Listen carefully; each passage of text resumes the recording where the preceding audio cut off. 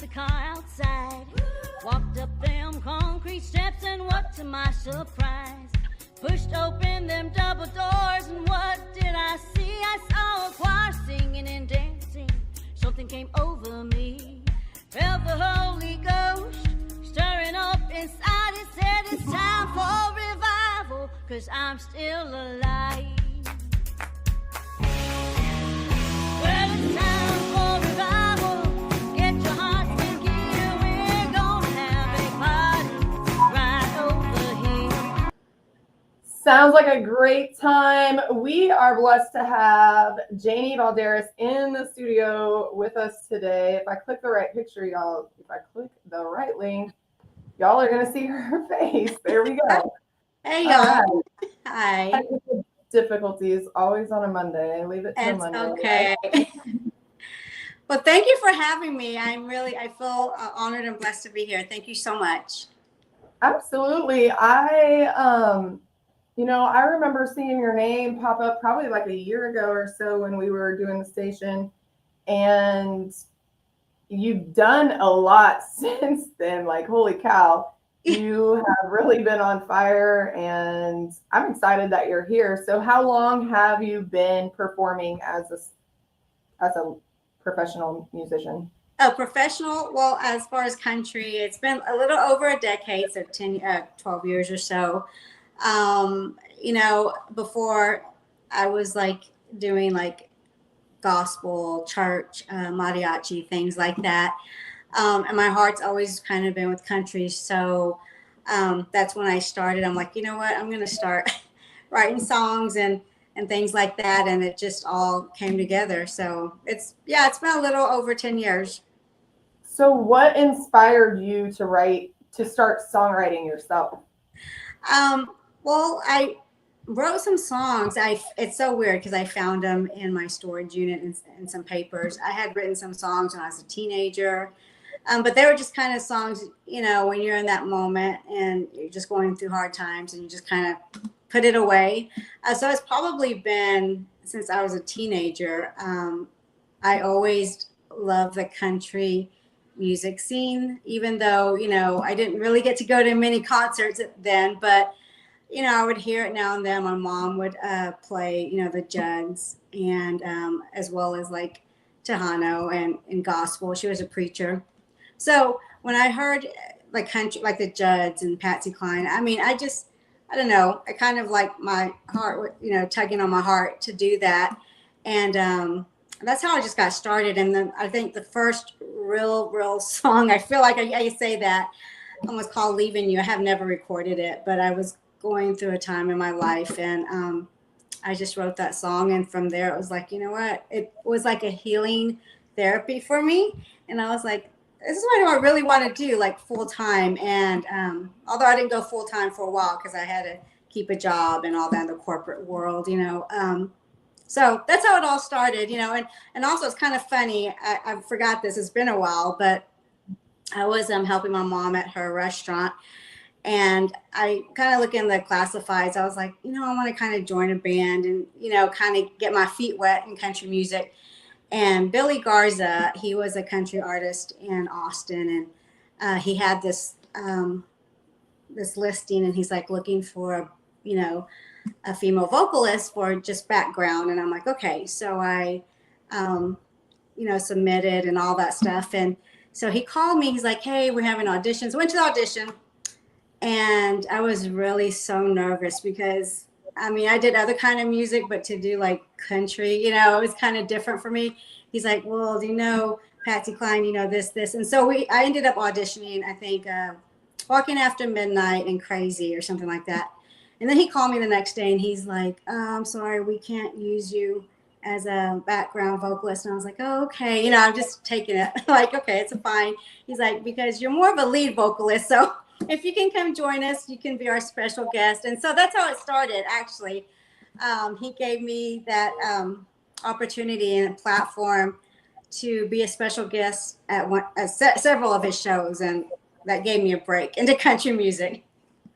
That's really amazing. And that's how everything grows. Like it comes from the roots. Like you really have to network. It isn't about being better than the person next to you. It's about bringing up the person next to you. That's what music is really about.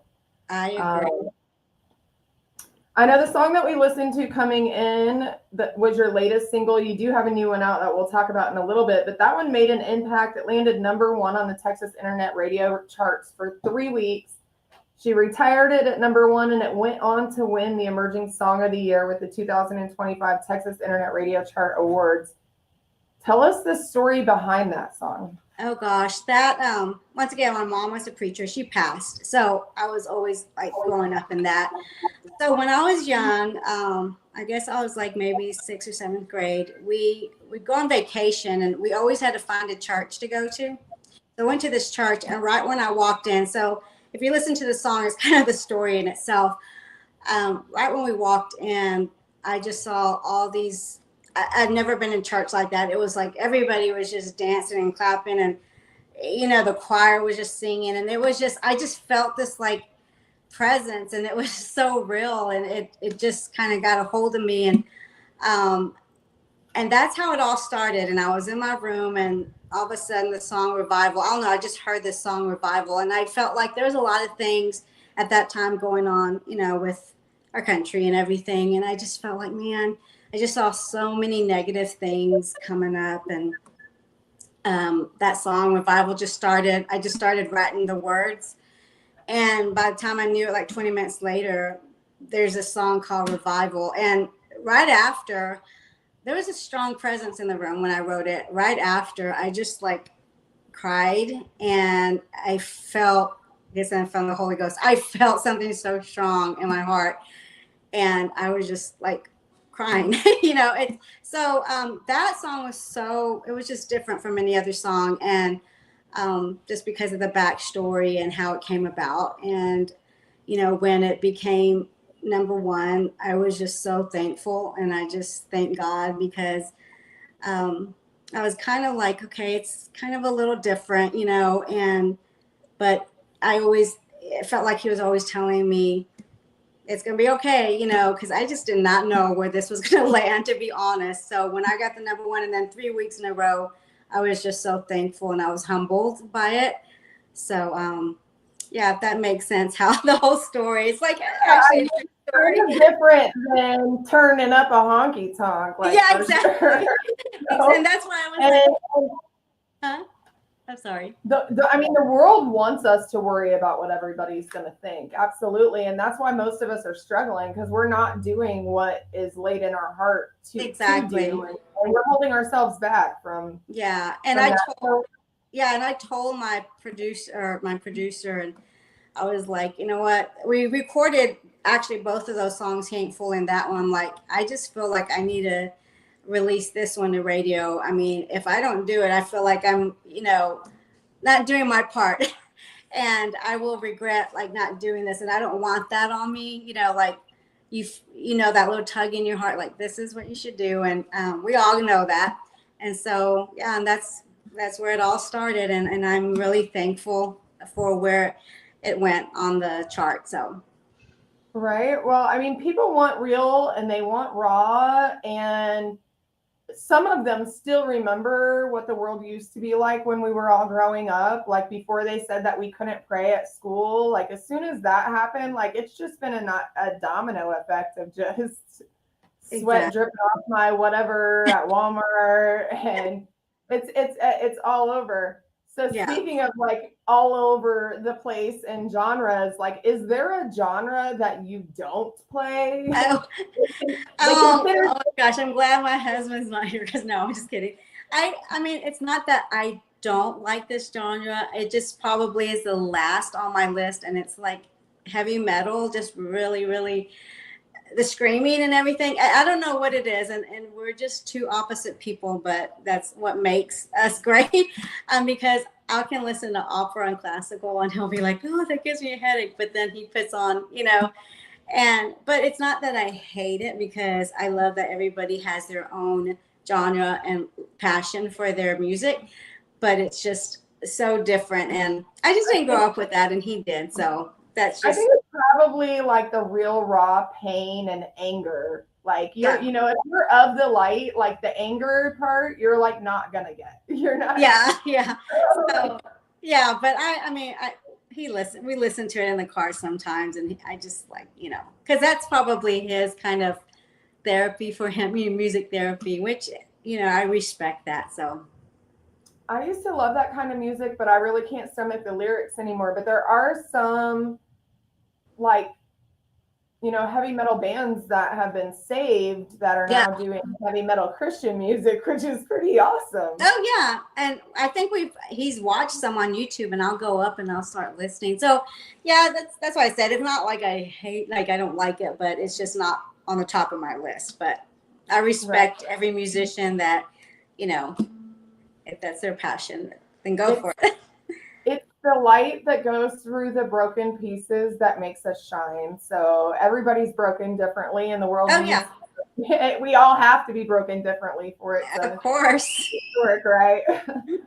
So they call Janie her music country music with attitude. She's deeply rooted in honky-tonk, Americana, outlaw, western, rockabilly, blues, Tejano and Gospel. Right. That's a lot. That's a lot. She can literally cater to every single person in your crowd. It sounds like. I Unless you know. like heavy metal music, then just tell them to come on a different night.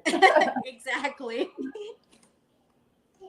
So you've opened for Clay Walker, Gary P. Nunn, Rick Trevino, Kylie Frey, Josh Ford, Jake Worthington, Mickey and the Motorcars, Kyle Nix, and shared a stage with icon Dale Watson.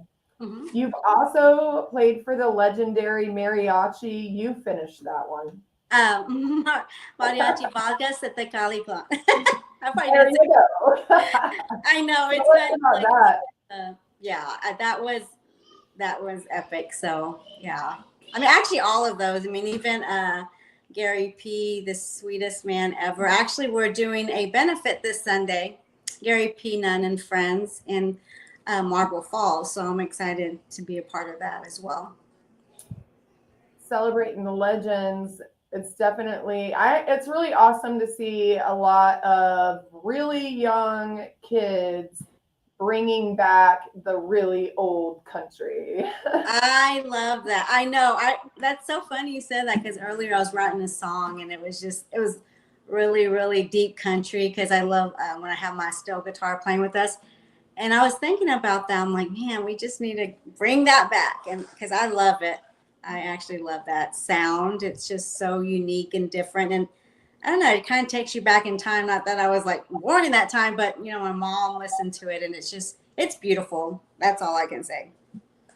I mean, it's real raw storytelling. And, I feel like that, stories heal, music heals. I mean, oh, yeah. I feel like, obviously they changed the frequency that we hear music in. They've convinced everybody that even though there's a million songs being, I'm about to knock my hat off to that one. There's a million songs being written every day. We only need to listen to 40 of them. Right. Like exactly. 40 out of the collective, not even just out of the ones written today, 40 out of the collective of all time. Like they, so I feel like that's why it's coming back, because, again, like people remember the old days, and they want pieces of that back. There's just something about that music. It makes, I don't know, it's a feel good kind of thing, and I don't know what it is, but when I was listening to today, I just like felt really good, and it just took me back. And then just remember my mom. I guess it's just all the memories. I don't know. Nostalgia, like it's like a moment of nostalgia. Yes. Like that song Back, like Forward, where he's like, take me back to where life was simple like that. And grandpas were teaching kids how to bait a hook. Like I love it. Most yeah. grandpas don't even want to go pay for a fishing permit now. They're like, no, I don't want to go deal with that. So yeah, it's and those were the things that helped our children stay rooted when things got hard. Other countries don't even send their kids to an actual schoolhouse, some of them, until they're in kindergarten or fifth grade. They do outdoor. They learn how to plant a garden, and go figure. You might need that to survive. Oh goodness. Definitely reminiscent about stuff like that. Some awesome things. You were nominated for a lot of stuff with the Josie Music Awards. It's been really an awesome year so far to see how many of our Texas State songwriters, artists are headed to Josie Music. I know. I was like, yay, because back a few years ago there weren't as many, and this year I was like, wow. I was excited. I was like, let's just all go and fly together. Oh man, like they're gonna have half of Texas up there with all the names that I've seen off. I mean, just what was like one after another after another after another. I was like, dang, a lot of our contestants from the last couple of years are. Yeah, I was so excited to see that too. I'm like, oh wow, just being nominated too. But it's just like, oh yay, we have a lot of Texans going to Nashville, so I'm excited about that. Right? When they used to say that, and that none of them were allowed. Blended. So you were nominated for Female Vocalist of the Year, Song of the Year, Country Music Rising Star, and Songwriter Achievement. Those are hosted at the Grand Ole Opry in Nashville. I went to the Grand Ole Opry, but I was like 8 or 9 years old. Oh. And I just remember the big like botanical garden area inside of the building was really cool. And it was like around Christmas time. So the whole place was just. Oh, it was different. Yeah. Gosh, that'd be gorgeous to go around Christmas. Oh, I bet. It was when I was a kid. I remember it just being like I grew up in the Midwest, so like a Branson, Missouri type thing, just in Nashville, right. I was explaining that it's kind of like the Vegas Caesar's Palace Nashville version. Country version. Yes, the country, not casino, but country and Nashville version. Right. So you have another song that you released in 2021. Did you send me that one? I believe I did. Yeah, I think that's the other one you sent me. Yes. It went number 7 on the Texas Internet Radio charts. Do you want to tell us the story behind that one, and then we'll give it a preview? Yeah.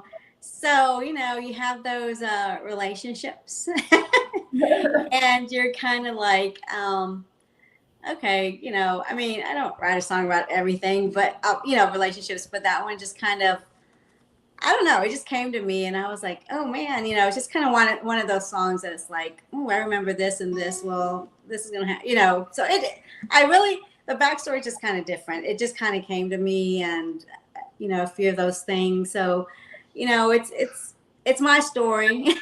I was going to ask you, I'm like, you're tiptoeing around so much. I need to know, is this your story or did you make it? I know.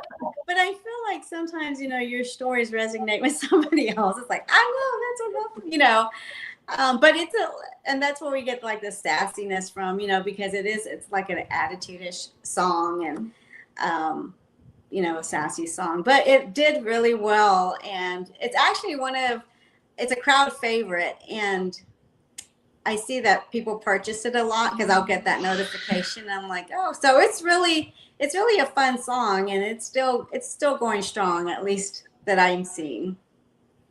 I want to give a shout out to Daniel Curtis Music. He's checking out the interview. He's up in Nashville right now. That's where he's from. So hi, Daniel. Thank you for watching. We are gonna check out this song, Busted.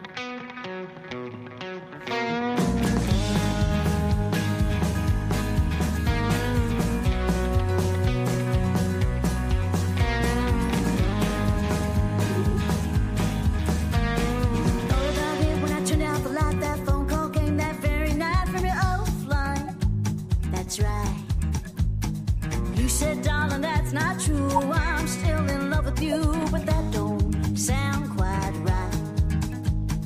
Looked at me with a shifty eye. I could tell you were telling a lie. You may think I made of pearls fragile like a little girl, but that ain't me. Got Smith & Wesson under my bed, 38 caliber and a 12-gauge shotgun, taking care of me. I'll be fine once you're gone. Darling, you have done me wrong. And your Y'all are gonna have to go listen to the rest of the song. It's so like, to me, it was kind of like a matrix. Like your vocals are like you're telling a story and you're slow and you're together, but the song is like people are sweating on the dance floor in my head, like they're moving. Like Yeah, it's so much fun. It's definitely a toe stepping song, or toe tapping. Sorry, it's the same toe tapping song. So I love it. I mean, every once in a while I'll turn it on because it's just so fun. And you know, when we play it, people just toes tapping, then they get on the dance floor, and then that's it. Yeah, I imagine that they're spinning pretty quick. It sounded like it picked up pretty good. I wanted to tease them with it and make them go find it because that's what we're here for. Right?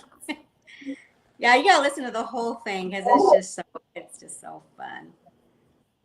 The lyrics are just kind of. You got to go find the rest of the story. It is in a song, and we have one more left. We are going to talk about a few more things, though. You have played at some pretty iconic stages: the Broken Spoke, Antique Archaeology for the American Pickers in Nashville, yes. Lukenbach, Gurney Hall. I always say that wrong. Lukenbach, Texas. Lukenbach. Is it Green Hall or? Oh, Green Hall. Yes, Green Hall. And as a special guest, Paramount Theater and the Longhorn Saloon in Fort Worth. Out of all those iconic places, which one would you say was your favorite experience? Oh man, that's really hard. I mean, of course, everyone loves Green because everyone wants to play Green, but I honestly, Broken Spoke, I absolutely love. I mean, because it's it's just one of those old iconic dance halls, and I don't know. I honestly don't know. Green and Broken Spoke are just right there together, so I can't just choose one. It's hard. Tell us about the experience with the Antique Archaeology for the American Pickers in Nashville. Did you see any cool things while you were there? Oh yeah, that one was an amazing experience. So I played in their, I don't know if it's like a store venue. I mean, it's just really cool. So I should have sent you a picture because there's a picture of me by some old antique motorcycles. That's where I'm performing. There's all these antique motorcycles around me, and I have an antique microphone. It's just the coolest place ever. And they were so sweet. I mean, they gave us, shirts and, that was just a cool experience. And that was actually not during the award show, but I went for the award show and I was able to perform there, the day after. So it was really cool for me. I know we watched American Pickers a lot on TV. And I was thinking that would be cool to, play. And I got invited. So I was like, oh, I was so excited for that one. The show American Pickers, I feel like they're the ones out of LeClaire, Iowa, right? I believe so, yeah. And so LeClaire, Iowa, the area that they're from is only like a village of 150 people. It's really, really small, but they're famous because the other little village across the river and their village put like a tug of war rope. They put a barge across the river, and so they play tug of war against Iowa versus Illinois. Oh gosh! It's a big tug fest, and I'm pretty sure that's what got them a lot of their exposure. Curtis was looking for his dancing shoes. He said he's got to run, but keep on shining. Okay, he said dancing shoes. He was. So you perform acoustic and full band. Is that just here in Texas? Are you traveling the country now? Oh, I'm traveling. I mean, wherever they want me, I'll go. I mean, if it works out and everything. But I do acoustic. I think I do more acoustic than full band, but I do like acoustic. We'll do duos, trios, full band. It just depends on what the venue needs. And a lot of venues are like, oh, we just want the acoustic, But sometimes I like that because it's more intimate. So I don't mind doing that at all. But I'm doing it wherever, wherever I'm going, wherever they invite me to. So are you doing private events and like house parties? Oh, yeah. And whole, Private events. I've done some house parties, house concerts. It's basically wherever there's an open door opportunity, I'll go. But, I love doing this, and this is my full-time job. So, yeah. So basically I do all four of them. I guess it's acoustic, duo, trio, full band. She is ready to go. She sings I am. the national anthem and God Bless America, and has done that at some pretty big places. NASCAR, MLB. If you didn't know what that was, that's like the Major League Baseball. Yes, Texas Rangers. MLB, PBR, many rodeos and concerts across the country. So if you need someone to sing the national anthem or God Bless America, here's your Texas girl right here. Thank you. Always an honor. You what? It's always an honor to be invited to sing that. Right? It's giving back to, that's another nostalgia thing, like that euphoria you get from, staying grounded in our history. There's so much of it being deleted. So those two songs are actually pretty important. Exactly. You have performed at one of the largest concerts in Waco. You were invited to host and MC the Margarita Festival. Yes, that was a cool opportunity. Well, I actually sang the national anthem before the concert, and then I was the MC, and along with Shelby of Waco 100, the radio station. So we had a blast. I mean, there were so many people there. It was crazy, but we had so much fun. So many bands coming through, Randy Rogers band, and just being backstage with them and just chilling with them. And they're all good guys. Forgot there were so many artists that night. So I had a great time. Actually, it was all day long. But yeah, it was a great opportunity, and I actually loved it. Just had a blast. I bet there were a bunch of people doing the watermelon crawl on the way home. Probably. Lots of fun. So your most recent single, He Ain't Foolin', is out now. It's making its way to radio. We need you guys to tell everyone that you love Janie Balderas and that your local radio station needs to play her song. The new song, He Ain't Foolin'. You can tell them to play all of them if you want, but specifically this one because it's new on radio, and it's climbing the charts and on the charts, and I think it's number 7 on the TRC Americana chart right now, and 10 on the internet radio chart, and then I lost count of the numbers, but I think it's like 90 something on Texas country music, and also Texas regional. I'm trying to think of all the charts right now. There's so many of them. They're great, supporting artists. I appreciate them. Yes, they are definitely a great avenue to help artists get recognized. That's a lot. Doing the charts is a lot. I tried to keep up with all of the artists like when the first half of this year, and I became overwhelmed by the charts and was like, they can just tell me. I'm not even gonna look. They can just tell me. I share them when I see them, and I make sure to support for sure. But there's a lot. You guys are just really people with a story.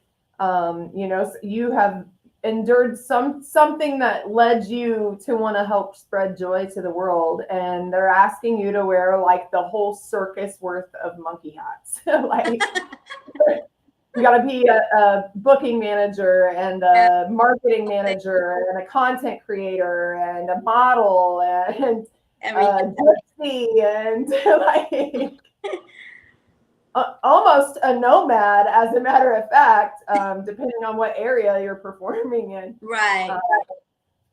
So kudos to the ones of you who are out there putting in the work. Kudos to the ones who are supporting the ones who are putting in the work.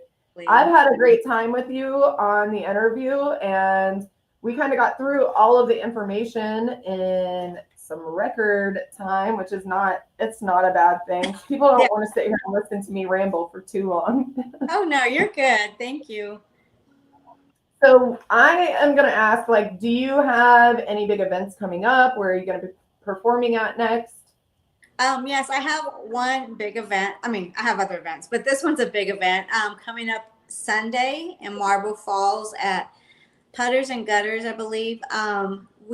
Gary P. Nunn and friends, we're doing a flood benefit. So we're doing song swaps, like 3 on the stage and at certain times. And then at the end, with Gary P. Nunn. But that's going on Sunday in Marble Falls, and it all starts at 4:00 p.m. So this is to help the county. I think Burnett County got flooded, so we're trying to, raise some funds for them. So that's a big event coming up on this Sunday. Absolutely. So many artists giving back with their music, and that's what it's about. Thank you for being one of those artists, Janie. It was a pleasure having you on the show. Look forward to seeing the rest of your journey. Thank you so much. Thank y'all for supporting. What's the story behind He Ain't Foolin'? Before we leave. It's like, okay, we all got one friend. Somebody has that one friend. When I ask this at shows, everybody points a finger at each other, except some people will raise their hand. It's like, I'm the friend. So that drinks a lot. And, I've had a friend or two that they'll just get a little, tipsy. And they're like, why didn't you tell me? I'm like, I did tell you. So I thought it'd just be kind of a, one of those songs. It was kind of funny, but, in a sense. But that's how it all came about. So. Well, we're going to give them a teaser and make them go find it. This is He Ain't Foolin'.